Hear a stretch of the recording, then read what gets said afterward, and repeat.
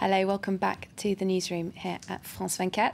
It's time now for Media Watch with James Creedon. And James, a bit of a soap opera that we're going to be talking about today. And the main characters are the president, his not wife, the former president's wife. Tell us more. Right. Well, what can I say? It's been an ongoing drama since he got elected. Valérie Trierweiler is the First Lady. Ségolène Royal is the woman who used to be his partner and the former presidential candidate in 2007. Carla Bruni is the former First Lady. They're all the cast of characters. Take a look here at this headline. Carla Bruni advises Valérie Trierweiler to get married. Wow. So the former First Lady telling the subsequent woman in the job, you're not married, you better off get married, right? It's quite personal advice, I would say. I think so, right? So she gave this interview to Elle magazine, Carla Bruni, and to quote her, maybe I'm wrong and their choice is a modern one, but I found it very calming when I married Nicolas Sarkozy. Now, I don't know about you, but he never struck me as the calming, kind of a calming influence. He's quite an energetic man, let's say. And this reminds me of May last year, Catherine, when there was an interview with Benjamin Loncard, who is the head of the youth wing of the UMP party. And he got in trouble for this. Let's have a close-up on that quote. He said, meeting Nicolas Sarkozy is like taking a line of cocaine.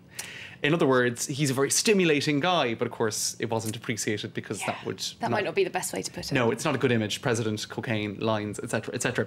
Now, what else did Carla Bruni say in that interview to Elle magazine? She said the media provides checks and balances for politics. So it's sort of complicated to be a journalist and First Lady, because Valérie Trierweiler has kept on a couple of positions, well, in particular at Paris Match as a journo. So this tweet sort of sums it up. One guy saying, Carla to Valérie, get married and stop being a journalist, but who am I to judge?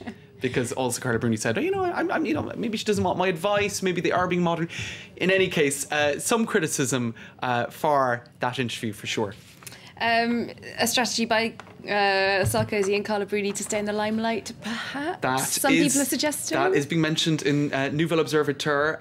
They are suggesting essentially that this is a wily bid by Carla Bruni and Nicolas Sarkozy to stay in the limelight. This evening on France 2, on the France 2 network, the two contenders for the leadership of the UMP party are going to be debating.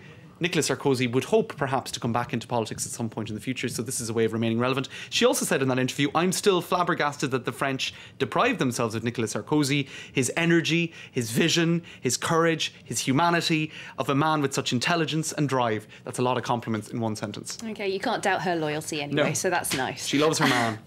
Well, speaking about someone who doesn't love her man anymore, right. Ségolène Royal, who we mentioned earlier, the president's former partner. Stay with us. Now, she's also given an interview, and she's also got some advice for Valérie Trierweiler, the current First Lady. Trierweiler must be like, people, give me a break, right? She's probably got her mum on the phone as well, giving her advice. Help me, it's coming from all directions. Now, in any case, Ségolène Royal gave an interview to Le Point, which is a News Weekly, quite serious. Get a load of that, right? The quote there, the headline is propos interdits, or forbidden words. Now, they have famously clashed in the past, like Ségolène Royal and Valérie Trierweiler, over a couple of different issues. And so she has said, let's take a look at this series of pictures at the UN last month, where Ségolène Royal came upon François Hollande. They were both there on business, right? They weren't expecting to cross each other, and François Hollande had his back to her. His advisors told him, look, this will be bad publicity if you end up, coming across her. You've already got in trouble with this whole thing in the past, so etc., etc. Well, Ségolène Royal said he acted under pressure at the UN. This is in her interview to Le Point.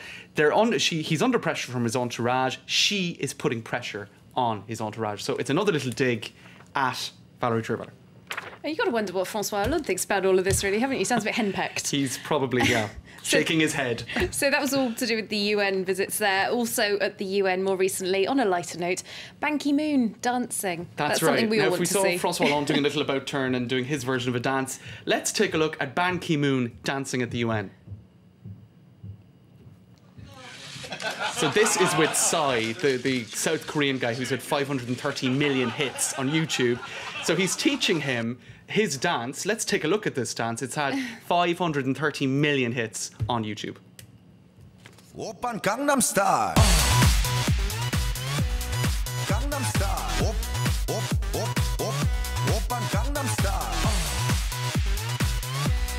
Gangnam Style. about 500,000 of those views were me, I have to admit. Well, maybe Ban got a look in there as well, because he seemed to know his little pony. He knew it, but he wasn't really putting himself into it. It's being into described as riding the invisible pony. So there you go. Oh my gosh. I'm not sure if that should be associated with the Secretary General of the United Nations. No, it's not very statesmanlike. Thank you for bringing that to our attention. James Creedon with Media Watch.